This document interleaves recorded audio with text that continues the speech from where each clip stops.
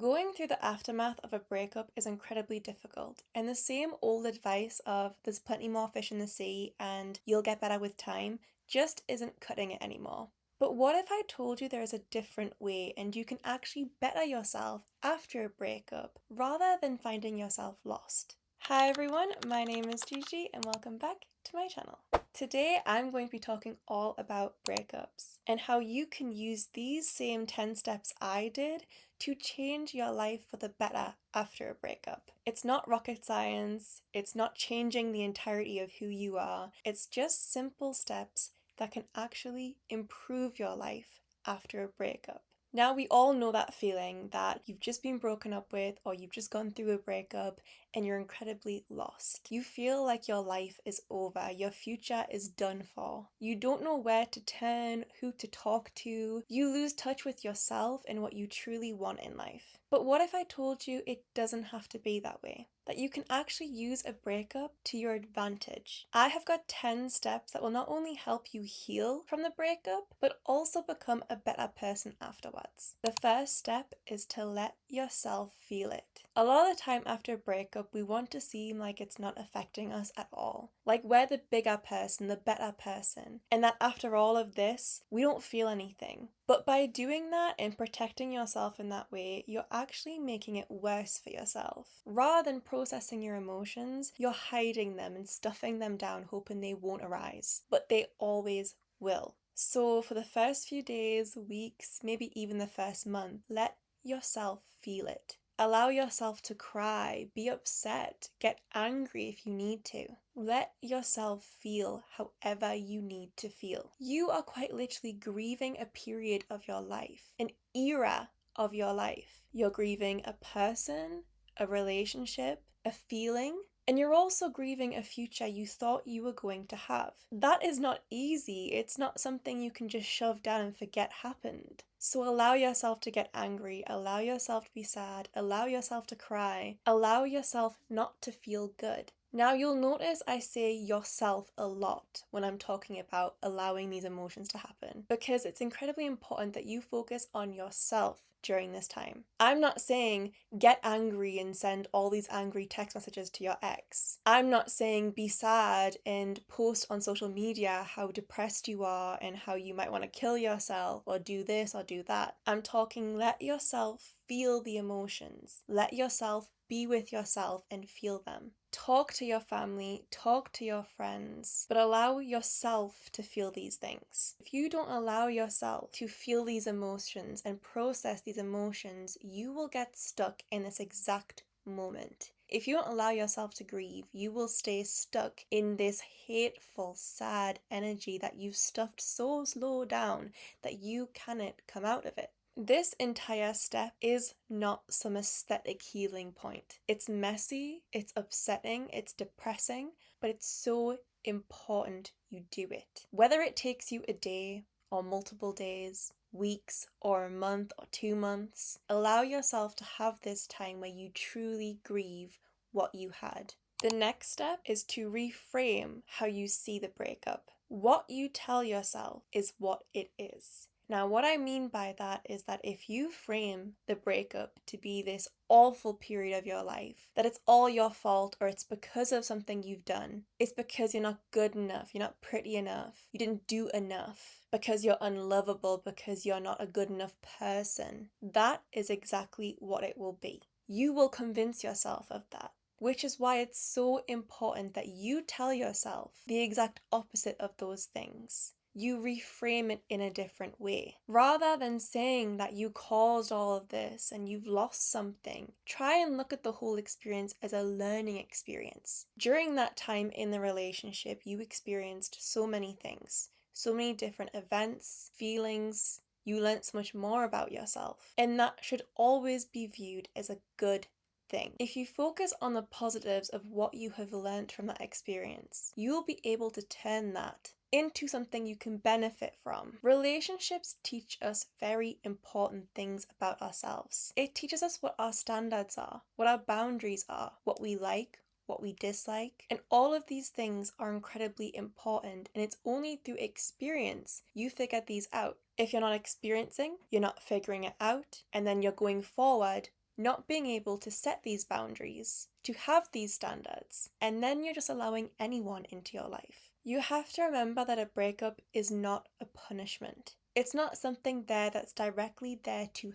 hurt you. It's a redirection. It's the universe telling you that that person wasn't for you and you got what you needed out of that experience. And from that, it's time to blossom. It's time to figure out yourself. It's time to move forward with these new things you've learned, these new standards, these new boundaries. The next step is acceptance. This might be one of the hardest steps because a lot of the time, acceptance doesn't come easy. You physically and mentally cannot move forward with your life if you are still reminiscing about the past. If you're still thinking of all the what ifs, what you could have done, what you could have said, you will be so caught up in the past that you won't be able to move forward. So accepting what happened is incredibly important. You cannot rewrite the past. You can only move forward from it. Time will continue to move on, and if you are not moving with it, you are then stuck. And the worst place to be is stuck in a place you are not happy. Now, acceptance isn't just accepting something happened. It's not just saying, okay, yep, that all happened, I was really hurt by it, whatever.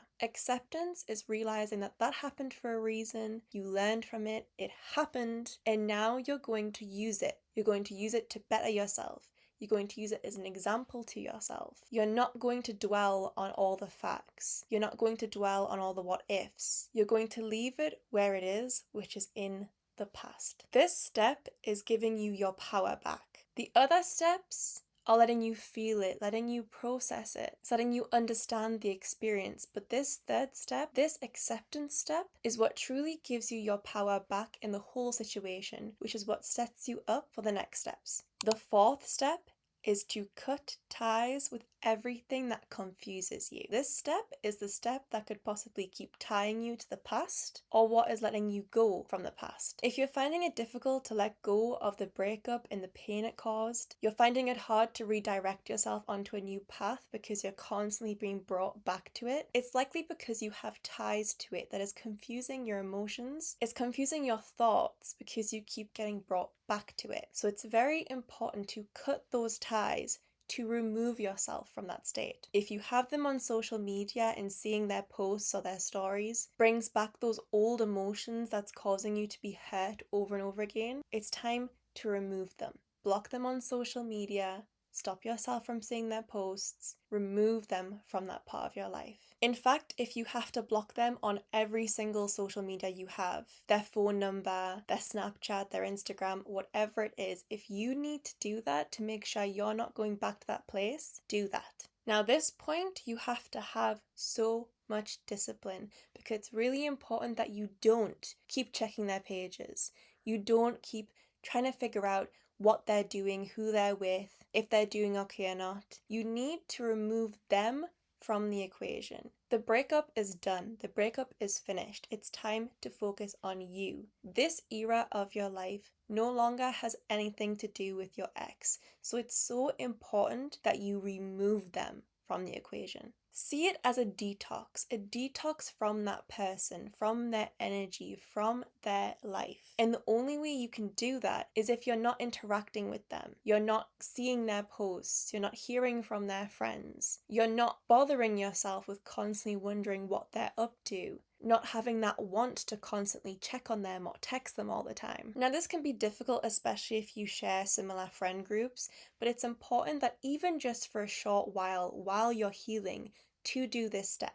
The next step is reclaiming your identity. A lot of the time when we're in relationships, we start sharing a lot of ourselves with the other person. In doing that, we get similar habits, similar identities, similar thoughts, and similar feelings. And then when we come out of a relationship, we almost feel lost with who we are. We feel like we've lost a part of ourselves that has gone with them when they've left. So this step is incredibly important because you want to reclaim who you are. You're going to look at who you were before the relationship, what things you enjoyed, what habits you had, and then you're going to look at who you want to become. Think about the best version of yourself, what that version of you does, how they talk, how they walk, what habits they do, how they think about themselves. Rediscover old habits and hobbies that you enjoyed about yourself. And if none of those are really fitting with you anymore, go through a discovery period. Try everything you can think of, all the hobbies that you've ever wanted to try, even ones that maybe you think you might not like. Keep trying new things, keep trying waking up at different times, doing your hair different ways, dressing different ways. Maybe you start going to the gym, or you start running, or you start an exercise class. Maybe you start meditating or journaling. Whatever it is,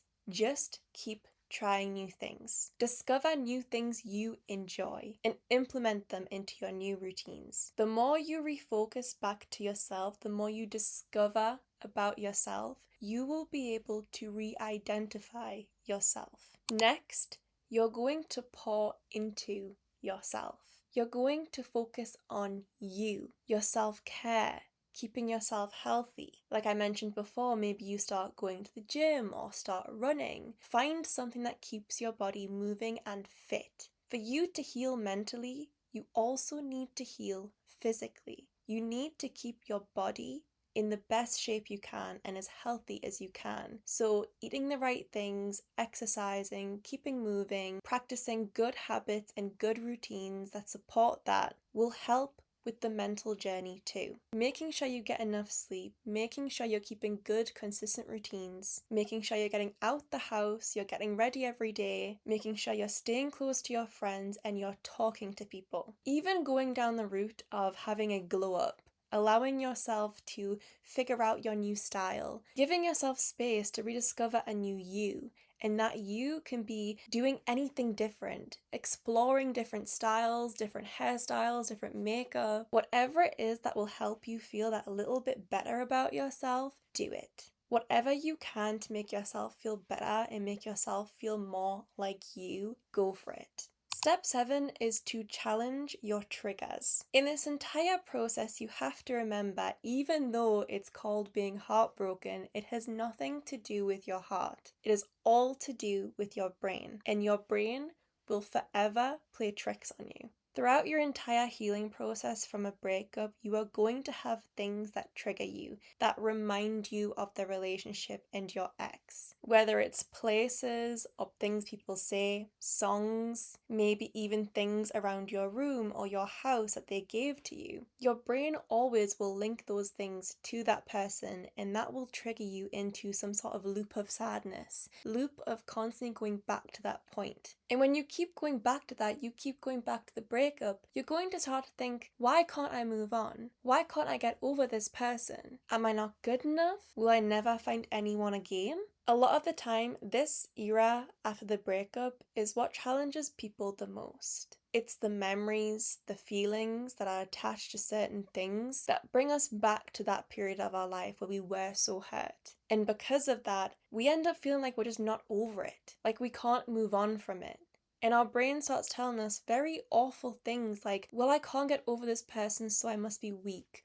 Or I don't deserve a new relationship. I don't deserve to be happy because I keep going back to this point. It's like a dangerous loop of feeling happy, feeling like you've moved on, you've healed, seeing something or remembering something, and then going back to that point again. But the important thing is to correct yourself during this time. When you have these negative thoughts where you think that you're never going to be loved again or you don't deserve to be loved, you correct yourself and say, no, I deserve to be loved. I was hurt, and that's okay. I've learned from this. But of course I deserve love. Of course I deserve a happy, healthy relationship. Step 8 is to surround yourself with good energy. I'm talking a good environment, I'm talking good people, and I'm talking good habits. It is a lot easier to build a healthier mindset when you are surrounded by good energy. So during your healing era after a breakup, it's so important that you curate this environment for yourself. Create good habits that make you feel good. If you waking up at 8 o'clock rather than 7 o'clock makes you feel better, go for it. If you going for a walk after work makes you feel better, go for it. Build routines, build habits that make you feel good.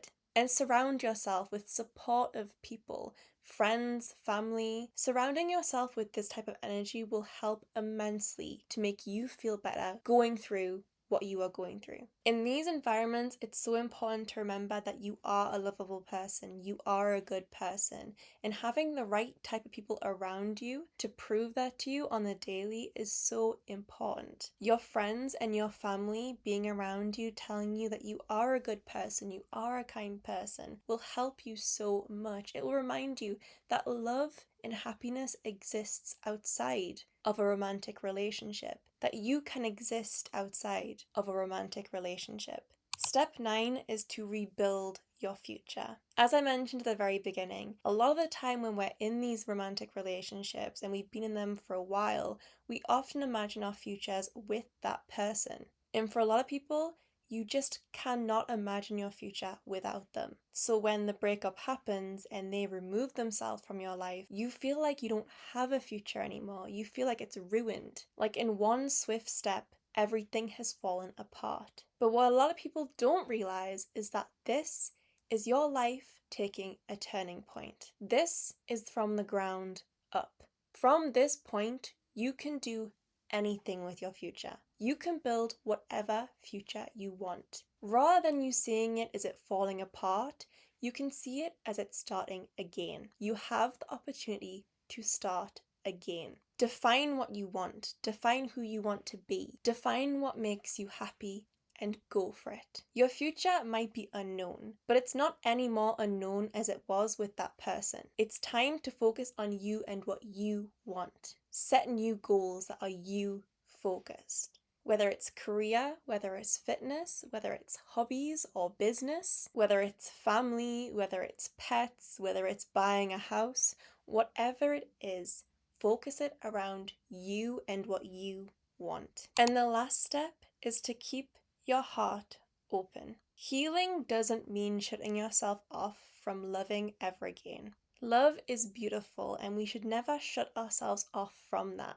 Just because one relationship failed doesn't mean another one won't work. As I said before, we are rebuilding and we are learning from the experience. Going into a new relationship simply means you will know more about yourself, more about your boundaries, which should make every relationship from that point better. If you love yourself more, if you accept yourself more, you understand yourself more, you can only move forward in situations that prove best to you. Like I said, we're not dwelling in the past. We're not tying ourselves to this one thing in the past and letting yourself be a victim of it for the rest of your life. You're allowing yourself to learn from it and move forward with that experience. And moving forward also means falling in love again. And I can promise you with all of my heart that there is someone out there for you. And when you're ready and you feel ready, they will come into your life. You're allowed to feel apprehensive about the whole situation.